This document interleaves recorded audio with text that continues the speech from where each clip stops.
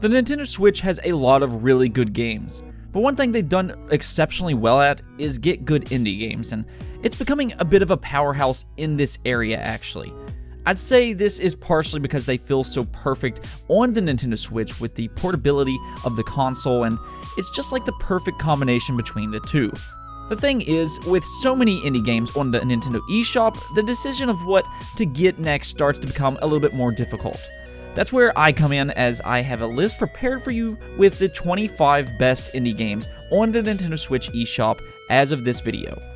With that said, I do want to note that this is just an opinion, and with so many great indie games, I'm bound to miss some of your favorites, so if I do, just let me know in the comments below so we can help out fellow Switch owners discover those games as well. As always, I will only be choosing one game per franchise for list purposes, and I tried to stick with games made this generation, but other than that, let's get right into this. At number 25, I have Tetris 99, and let's be honest, Tetris is, well, Tetris, but only it isn't. Tetris has been one of the most successful games ever made for a reason, and some developers are still finding ways to keep it innovative, such as Tetris Effect on virtual reality headsets, and here with Tetris 99, which essentially turns the Tetris we all know and love into a battle royale game. And as goofy as that sounds, it's surprisingly a good combination.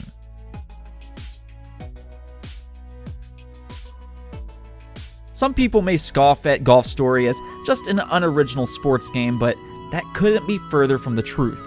In reality, Golf Story is one of the best indie games on the market, and while yes, it is a golf game, it also has a mix of RPG elements, and it also has a great story that pretty much anybody can relate to.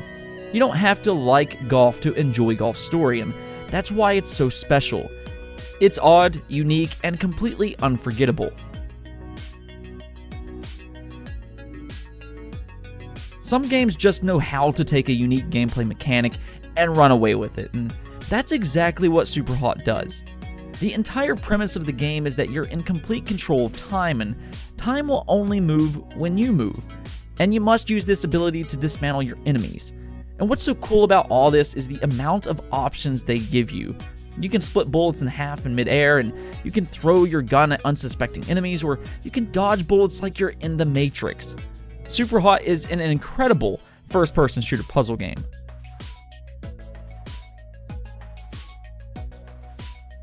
Have you ever dreamed about having a stick-drawn RPG where you can be a cowpuncher in the Wild Wild West?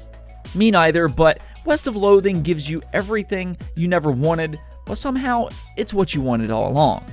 West of Loathing on the surface may not look like much, but it's a game that oozes personality with surprisingly solid RPG mechanics, but it's the dialogue and the world that is so refreshing.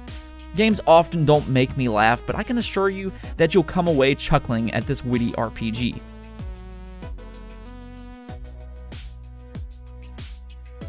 Metroidvania games have made a bit of a resurgence in recent years, but out of all of the Metroidvania games on the market, there isn't one that is unique as Yoku's Island Express, which somehow combines a Metroidvania game with pinball.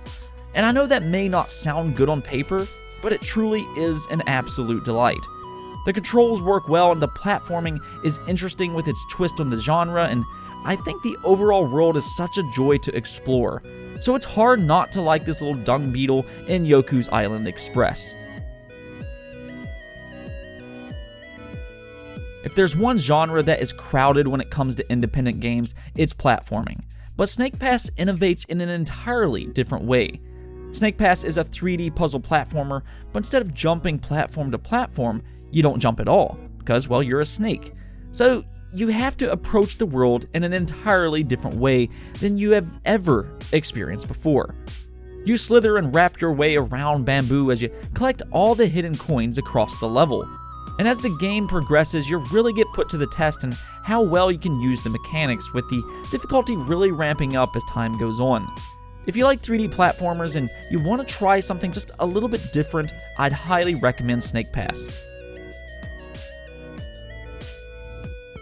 Oxenfree has always popped out to me in terms of art style. It all just seems so colorful, from the character's hair to the speech bubbles.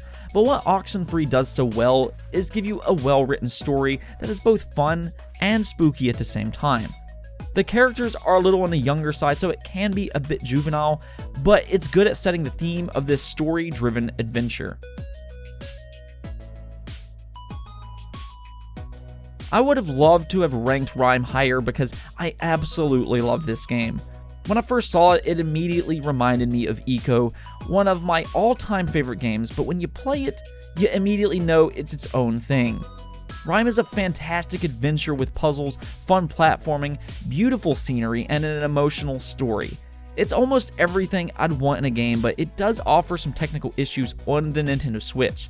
Some of that's been fixed since launch though, and because it's such a good game, I just had to include it.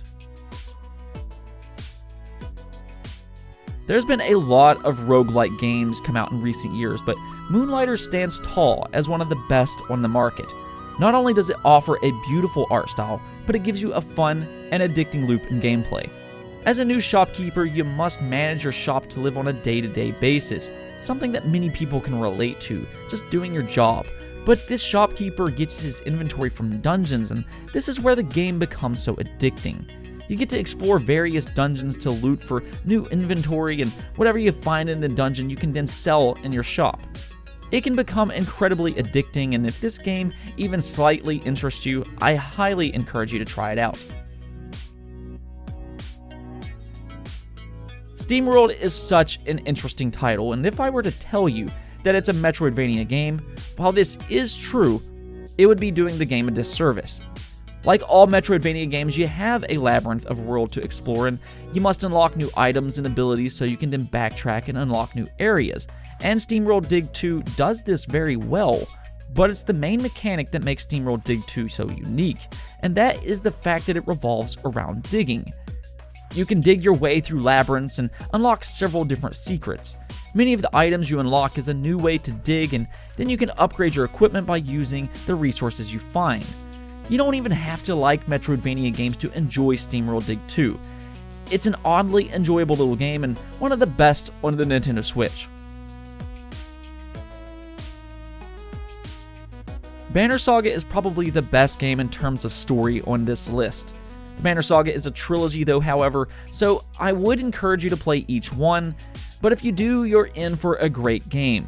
It not only offers you a great story where you must deal with the consequences of your own actions, almost as if you're living in a Game of Thrones world with characters dying left and right, but it also offers fun and tactical-based turn-based combat. And that's the thing, it's great at both. And then there's the art style, which, watching in motion, is just a mesmerizing scene to look at.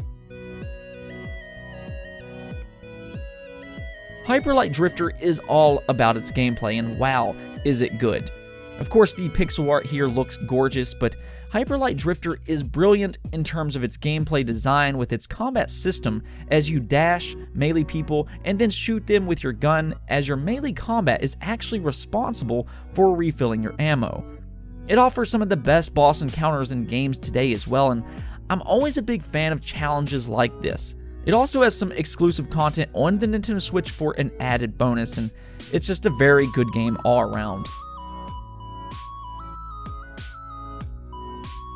If you ever told me that I would enjoy a game where the main character is a goose, I wouldn't have believed you, let alone one of the best indie games on the market, because that is exactly what Entitled Goose Game is. Quite simply, you play a very bad goose where your main goal is to frankly annoy and frustrate everybody you encounter. It's a game that will genuinely have you laughing for the antics you cause, and a game that really deserves all the attention that it gets. It's a little on the shorter side, but that doesn't stop Untitled Goose Game from being a fantastic game. Stardew Valley is probably one of the most addictive games on the market right now, and I've legitimately seen people put hundreds of hours into this farming simulator. But unlike other games within the same genre, Stardew Valley mixes things up by also turning it into an RPG game. This is where the game really shines and how it mixes the genres together. You can of course live in your town, socialize with the community, farm, and even get married, which Stardew Valley does extremely well. But also the dungeon crawling aspect of the game where you combat monsters and loot in the mine. The music is also done very well in how it sets the peaceful tone of the game, and it's overall just a game that you can easily lose yourself in. Supergiant Games has become one of the best independent developers, and I really didn't know how they could improve after releasing the likes of Bastion, but somehow Transistor surpasses it. Transistor is an action RPG with an alluring sci-fi setting as your silent protagonist obtains the Transistor sword that speaks with you. The overall story is done very well with some phenomenal voice acting, but it's the combat that is the bread and butter here. While you can just go out and fight with a more fast-paced approach, you can also slow things down and fight strategically. Either which way you decide, Transistor is a fun game from beginning to end. There's been a huge hole in many people's hearts for years as Nintendo continues to refuse to bring back the Mother franchise, but Undertale helps fill this Earthbound-shaped hole. It may look simple on the surface, but this is a wonderful RPG game, with delightful characters and fantastic music. It's also different in how you can approach the game, and unlike other games, you can actually go the entire game without hurting a single enemy in combat. There's a reason there's so many diehard fans to Undertale, and I'd highly recommend you at least try it out. Shovel Knight was inspired by old retro games such as Mega Man, Castlevania, and Super Mario Bros. 3, and it really shows because if you told me this game was made for the Super Nintendo, I would have probably believed you. It truly captures the best aspects of 90s gaming, and it's such a joy to play. And what's so great about picking up Shovel Knight now is that you get all of the DLC with it as an added bonus, which offers several new ways to play. But yes, if you like games from the 90s, then Shovel Knight will be a blast from the past. Dead Cells is a roguelike Metroidvania that gives you a very simple goal: to reach the end, defeat the boss, and discover the secrets of the island. However, that's no easy feat because you have to traverse a Metroidvania-like world, but the catch is, if you die, you must start over from the very beginning. This sounds brutal, but this is all part of the fun, as each playthrough you can unlock new abilities and weapons, and this will carry over onto your next playthrough. As time goes on, it will become easier and easier until you eventually reach the end. It's a very rewarding and gratifying experience, but never feels stale thanks to its randomly generated aspect that switches up layouts and enemy locations. Owlboy is a prime example of how good pixel art can look, and there's a reason that this type of art is still pleasing to look at decades after these games started being made. Owlboy, though, is explained as a vertical platformer, and it offers an open world to explore filled with lovable but flawed characters. It's these interactions with the cast of characters that will really suck you into the story as they help each other to navigate the world. Where one character may have a flaw, as a team they make a perfect match. And that's the thing about Owlboy. Yes, it's a fun game, and it's very pretty to look at, but the story and dialogue among the cast really nails this down as a masterpiece. Owlboy may have taken 10 years to develop, but it was well worth the wait. Being a spiritual successor to the beloved Wonder Boy is already exciting for many people, but Monster Boy does more than just that, as it exceeds all expectations. The game is expertly crafted with love and attention to detail. Much like Wonder Boy, you will find yourself learning to turn into different animals to take on new abilities which will help you traverse the world and combat enemies in new and unique ways. This allows for fun scenarios in terms of puzzles, combat, and even platforming. And then there's the hand-drawn art inspired by anime that frankly pops off the screen with colorful and vibrant colors. Monster Boy has somehow went under the radar for many people, but it shouldn't be, as it's one of the best independent games on the market as of this moment. Growing up, some of my favorite games ever was Donkey Kong Country, so when I saw that Yooka-Laylee and the Impossible Lair was inspired by Donkey Kong Country, and it had old Rare developers on the project, it was an immediate buy for me. What surprised me though was how good this game actually was, and it goes beyond just having great platforming like the new and old Donkey Kong franchise. It's also the overworld in which acts like an isometric Zelda game. And then there's the difficulty, and this game is actually very challenging, especially the further you get into the game. This is an excellent game and one of the best platformers made in years. Old cartoons such as Mickey Mouse has a unique art style to it and looks so fluid in motion, and that's exactly what Cuphead replicates. And it looks so good that you begin to wonder, why don't we see this type of art style more often? But beyond the gorgeous art style, this is one of the most fun games to play with its run and gun gameplay. But be warned, this is a very challenging game. If you like challenging games though, this is a must-have with difficult boss encounters and good level design. I was a bit surprised to see Ori and the Blind Forest come over to the Nintendo Switch, but it translates so well. I often consider Ori to be one of the best games of this generation and one of the best ever Metroidvania games. Not only is the game absolutely beautiful to look at with some of the cutest characters you'll ever see and has a very fun combat system, but one thing really separates itself from other Metroidvania games, and that's the platforming. This game legitimately could go toe-to-toe with other platformers, and the game excels when it puts its platforming mechanics front stage with its escape sequences. Whether you like Metroidvania games or platformers, Ori does it both with excellence. Whereas Ori might excel at platforming, Hollow Knight takes the other side of the coin and truly shines in its combat. Hollow Knight is pretty much the Dark Souls of Metroidvania games with challenging encounters, and even the lowliest of enemies can present a challenge in the right context. The bosses, though, is just outstanding, and much like the Souls games, you'll be playing with a risk of losing your currency each time you die, which can unlock several different items across the game. The presentation is also perfect for this type of game, giving off creepy vibes with ominous music, scenery, and enemies. Hollow Knight is an absolute must-have if you like Metroidvania games even slightly. And the number one indie game goes to none other than Celeste. I never expected this game to be so good, but I now consider it an all-time great platformer. And yes, it is that good.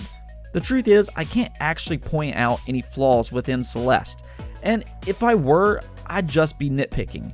The platforming is extremely challenging with 3 simple mechanics. You can jump, then dash in whichever direction you choose, and then climb. But it's these simple mechanics alongside brilliant level design that makes Celeste so good. That isn't even considering the extra challenge of collecting the strawberries. Then as you pair it with a deep and emotional story and one of the best soundtracks in years, you will leave understanding why I consider this to be one of the best in the genre ever made. Well, that's it for this top 25, but if I missed any indie game that you think deserves to be on this list, let me know in the comments below. And if you liked the video, don't forget to hit that subscribe and bell notification button. Peace out.